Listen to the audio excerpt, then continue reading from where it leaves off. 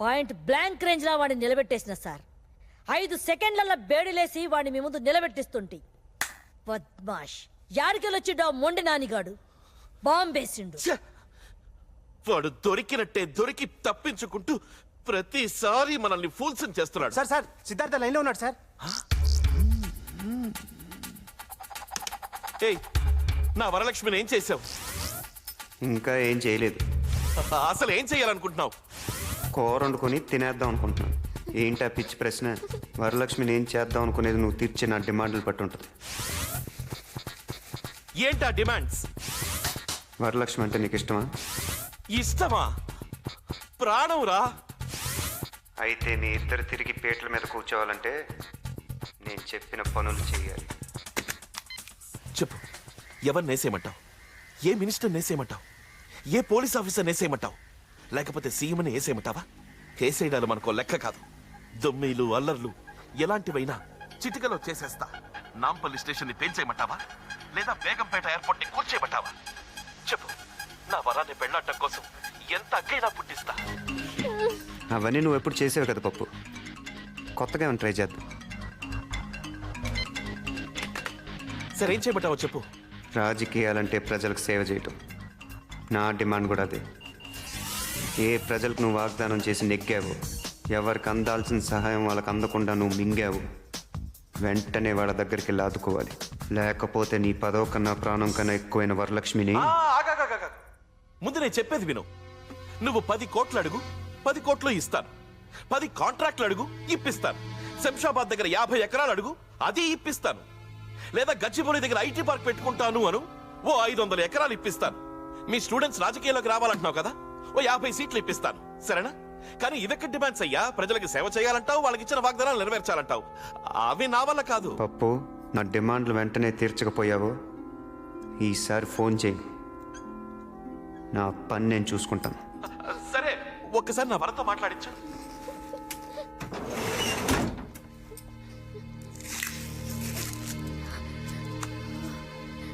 పప్పు, ఎలా ఉన్నావు పప్పు? వరం, పప్పు, ఏదో ప్రాణాలతో ఉన్నానంతే. బాధపడకు పప్పు. ఇంతకీ నువ్వెలా ఉన్నావు వరం? ఈ రాక్షసుడు నన్నేం చేస్తాడు అని క్షణ క్షణం భయంతో చచ్చిపోతున్నాను పప్పు. పవిత్రమైన మన ప్రేమనే నమ్ముకు బ్రతుకుతున్నాను. నువ్వేం భయపడకు, నేను ఎలాగైనా విడిపిస్తాను. వరం వరం వరం వరం, ఈ కాసేపు మాట్లాడండి భయ్యా. ఇంకా మాటలు చాలే గాని వెంటనే నేను చెప్పిన పని చెప్పు. హలో హలో హలో సార్, వీడు ఉట్టి ఖల్నాయకే కాదు, వీనికి సూపర్ తెలివితేటలు ఉన్నాయి. అరే, వీడిని ట్రాప్ చేద్దామంటే దొరుకుతానే లేడు. వీడు యాడ్నుంచో టెలిఫోన్ పోల్లకెళ్ళి మాట్లాడుతున్నాడు. సార్, వాడి డిమాండ్లన్నీ తీర్చాలంటే కనీసం మనకు 100 కోట్లనే కావాలి. ఎంత ఖర్చైనా పర్వాలేదు.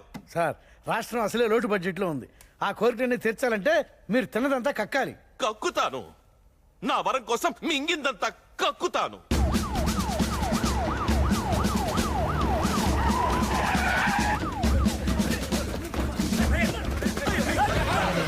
అంతా కలిసి వెళ్ళి కోరంబోకు ల్యాండింగ్ చేసింది. హఠాత్తుగా గుర్తొచ్చిన ఈ ప్రజాసేవల గురించి ఆశ్చర్యపోతున్న ప్రజానికానికి మీ ఉద్దేశం ఏంటో వివరిస్తారా? ఇందులో ఆశ్చర్యం ఏముంది? నన్ను మానసికంగా దెబ్బతీయాలని ఆ సిద్ధార్థ ప్రయత్నిస్తున్నాడు. ఈ ప్రజల కోసం నా వ్యక్తిగత జీవితాన్ని ఏనాడో త్యాగం చేశాను. ప్రజా సంక్షేమమే నా జీవితం. ఇక చేతలకే కాని మాటలకు సమయం లేదు. వరలక్ష్మి కిడ్నాప్ కి సిద్ధార్థ చేసిన డిమాండ్ ఇదేనని, అతనికి భయపడే మీరు ఇదంతా చేస్తున్నారని జనం అనుకుంటున్నారు.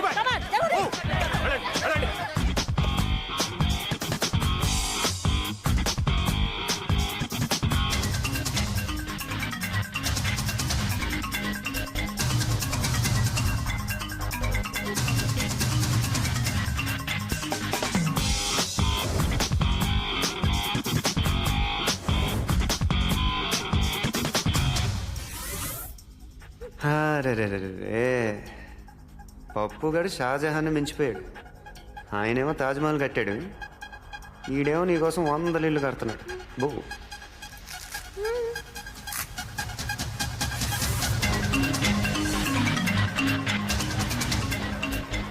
ఇలా విగ్రహాల్లో నిలబడకుండా మీరు కూడా పొండి.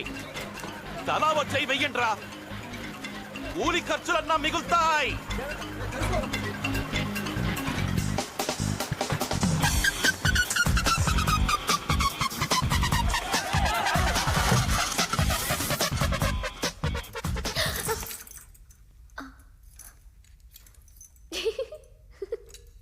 పప్పుగడి కల్లోకి వచ్చాడా? కాదు, నువ్వు వచ్చావు. పార్టీ మార్చావేంటి?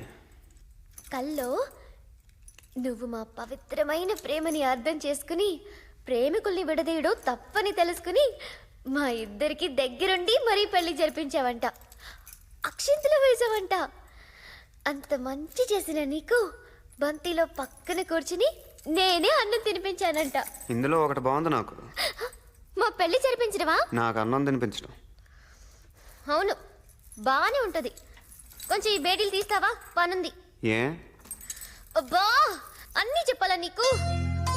ఛ, దురదగా ఉంది. గోకనా? తుంగ సచ్చినోడా, గోకేద్దామని ఉపచారం ఉపచారం. ఎన్ని రోజులైపోయిందో అలా గాల్లో తిరిగి. ఇదిగో తెచ్చి ఇలా దీంట్లో పడేశావు. దా బయటికి వెళ్ళి గాలిలో తిరిగొద్దాం. నిజంగానా? పిచ్చి పిచ్చి వేషాలు ఏవుగా. నీతోనా? ఏకంగా దుకాణం పోలీస్ స్టేషన్లోనే పెట్టినోడివి. నీతో గేమ్స్ ఏంటి చెప్పు?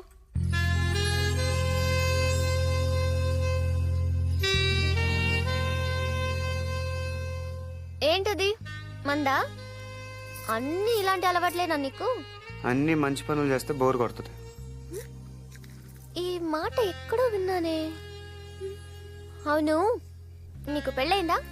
2 పిల్లలు కూడా ఉన్నారు. అవునా? హే, అబద్ధం చెప్పకు. నీ గురించి అంతా తెలుసు నాకు. తెలిసి ఎందుకు అడుగుతావు? నీకని లూజా? అవును, ఎందుకు నిన్ను ఏ అమ్మాయి ఇప్పటిదాకా ప్రేమించలేదు?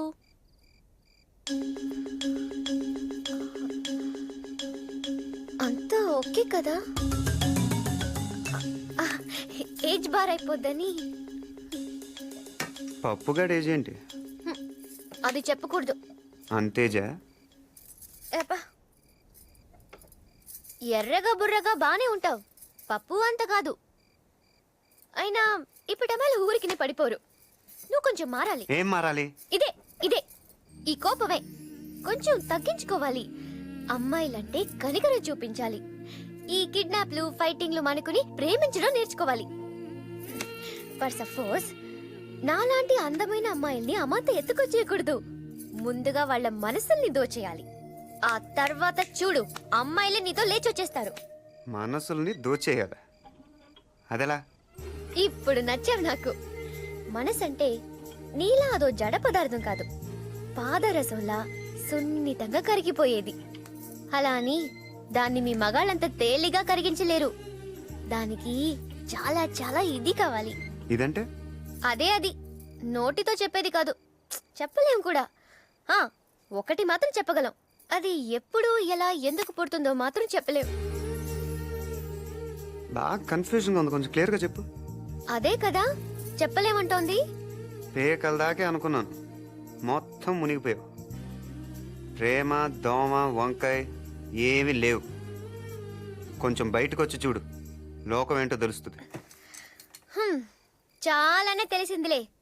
తిప్పేవు కదా నువ్వే, అన్నీ తెలుసుకున్నాను. నీలాంటి యువకులు రాజకీయాల్లోకి వస్తే మాలాంటి సామాన్యులకు ఎంత మేలు జరుగుతుందో చూపించావు బాబు. బాబు, వరదల పాలైన మా బ్రతుకులకింత నేణ్ణిచ్చాం. మా అందరి బాగు కోసం ఇంత చేశావు. నీ కోసం ఏం చేయడానికైనా మేము ఎప్పుడూ సిద్ధమే బాబు. అధికారంలో ఉండి నాయకులు చేయలేని పని అజ్ఞాతంలో ఉండి మీరు చేశారు. మీ సిద్ధాంతం నక్సలిజమా? హ్యూమనిజం. ఈ విషయంలో మీరేం చెప్పదలుచుకున్నారు? నిజాయితీగా సేవ చేయి, లేదా రాజకీయాల్లోంచి తప్పుకో. మీ కార్యాచరణ మంచిదైనప్పుడు మీరు రహస్యంగా ఉండడం దేనికి? మేము టెర్రరిస్టులం కాదు అని నిరూపించేదాకే తప్పదు. రాజకీయ నాయకుల గుండెల్లో సిద్ధార్థ పుట్టించిన ప్రకంపనం పెను మార్పుకు దారి తీసేలా ఉంది. ఎంతో నేర చరిత్ర ఉన్న పప్పు యాదవ్ లాంటి వాడే భయపడి నిధుల్ని సక్రమంగా వినియోగించడంతో ఇదే దారిలో నడిచి మిగతా ఎమ్మెల్యేలు, ఎంపీలు కూడా ప్రజా సంక్షేమం పట్ల శ్రద్ధ వహిస్తున్నారు. సిద్ధార్థ హెచ్చరికకు వెనుక ఏ అదృశ్య శక్తో ఉండి నడిపిస్తోందని అన్ని పార్టీల వాళ్ళు ఎలక్షన్ మేనిఫెస్టోల్ని బూజు దులిపి ఆచరణలో పెడుతున్నారు. పోచమ్మా, సార్, ఈసారి వాడు ఫోన్ చెయ్యగానే ట్యాప్ చేయండి. Okay sir. నా కొడుకు దొరకని చెప్తాను వాడి సంగతి. ఏయ్, ఆగండి ఆగండి ఆగండి ఆగండి. ఏంటి పప్పు, పనులు మానేసి అందరూ ఫోన్ కోసం వెయిటింగా? ఏయ్ సిద్ధార్థ, నువ్వు చెప్పిన పనులన్నీ చేశాను కదా, ఇంకా నా వరాన్ని నాకు అప్పగించేయి. మూఢ వస్తే 3 నెలల దాకా ముహూర్తాలు లేవట. ఆహా, అయితే ఓ పని చెయ్యి, నువ్వు అర్జెంటుగా నీ పదవికి రాజీనామా చేసి రాజకీయాల నుంచి పర్మనెంట్గా తప్పుకో. రేయ్, ముక్కలు ముక్కలుగా నరికి పోగులు పెడతాను. వింటున్నాను కదా అని మీటింగ్ పెడుతున్నావా? ఓ ఓ, ఓ, గొంతు మారుతుందేంటి? అది కాదయ్యా సిద్ధార్థ. ఇప్పుడు నా పదవితో నీకొచ్చిన ఇబ్బంది ఏంటి చెప్పు? ఇబ్బంది నాకు కాదు, జనానికి. మా నలుగురిని లోపల పంపించేస్తే పని అయిపోద్ది అనుకున్నావు కదా. అప్పుడే ఏమైంది పప్పు? ఇప్పుడు చూద్దుగా. ఇన్నాళ్ళు నేను ఒక్కడే నీకు శత్రువుని. ఇప్పుడు నాలాంటి వాళ్ళు వందలు వేల కొద్ది పుట్టుకొస్తారు. రాయ్ నిన్ను. రాజకీయ గూండాల్ని తరిమి తరిమి కొడతాం. ఆడు మనందరిని అవలేగాలం చేసి ఈ చుట్టుపక్కలకెళ్ళి మాట్లాడుతున్నాడంట. మీరు కంటిన్యూ చెయ్యండి. సిద్ధార్థ, సరే అలాగే చేద్దాం. నా పదవి పోయినా నా వరం నాకు దక్కితే చాలు. కానీ గో గో గో అందరూ ఊరుకోండి. ఆ మెగాఫోన్ ఇటు.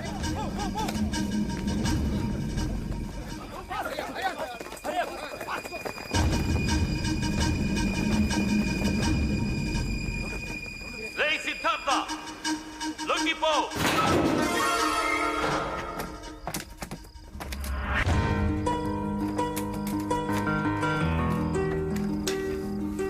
వరం, సార్ ఇక్కడ చూడండి. వీడు ఏకంగా పోలీస్ హెడ్ క్వార్టర్స్ కి బొక్క పెట్టాడు. ఇంతకంటే అవమానం ఉందా?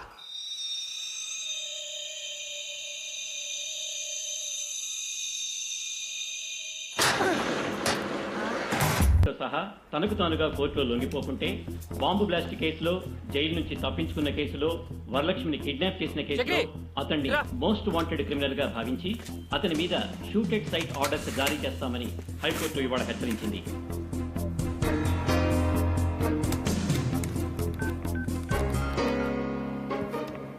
చెప్పరా. 48 గంటల లోపల లొంగిపోతే కనిపిస్తే కాల్చేయమని హైకోర్టు ఆర్డర్స్ పాస్ చేసింది. ఆ బాంబ్ బ్లాస్ట్ గురించి వివరాలు తెలుసుకున్నారా? నానిగా అడ్డం పెట్టుకున్న పప్పు యాదవ్ గాడి మనల్ని కేసు ఇరికించాడు. ఆ టైంలో వాడు వేరే కేసు మీద జైల్లో ఉన్నట్టు ఆధారాలు చూపించాడని రిమాండ్లో ఉన్న మన ఫ్రెండ్స్ చెప్పారు.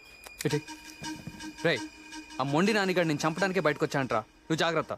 ఆడి సంగతి నేను చూసుకుంటా గానీ మనాలందరిని అలర్ట్ చెయ్యి. సరే. కోర్టు నాకు 48 గంటలు గడువు ఇచ్చింది. నేను నీకు 24 గంటలు గడువు ఇస్తున్నాను.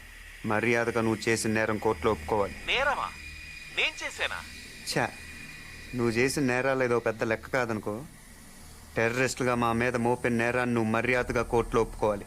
నేనే మిమ్మల్ని ఇరికించానని చెప్పడానికి సాక్ష్యం ఏముందిరా? ఆ ఒంటి చేతి మొండి నానిగాడు నీ పక్కనే ఉండుంటాడే, వాడే సాక్ష్యం. రేయ్, రే మొండి, మర్యాదగా నిజం ఒప్పుకో. లేకపోతే ఒకసారి చెయ్యి పోగొట్టుకున్నావు, ఈసారి అన్ని సామాన్లు పోగొట్టుకుంటావు.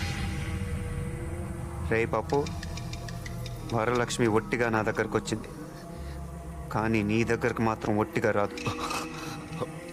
10 మందికి మంచి చేయటం కోసం నీలాంటోడికి చెడు చేయటానికి కూడా వెనకాడు.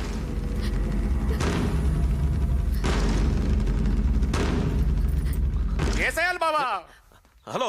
ఇంకా నేను ఆగలేను. వాడి తల తీసుకొస్తా. రేయ్ ఆగరా. వాడు మనకి దొరకడం సంగతి అలా ఉంచు. నువ్వు గనక వాడికి దొరికిపోతే మొత్తానికే ప్రమాదం. వద్దు బాబా, నేను జైలు నుంచి వచ్చింది నీ కళ్ళలో భయం చూడ్డానికి కాదు, ఆనందం చూడ్డానికి. నేను వెళ్తాను. రే బావ, జాగ్రత్త. నువ్వు జాగ్రత్త.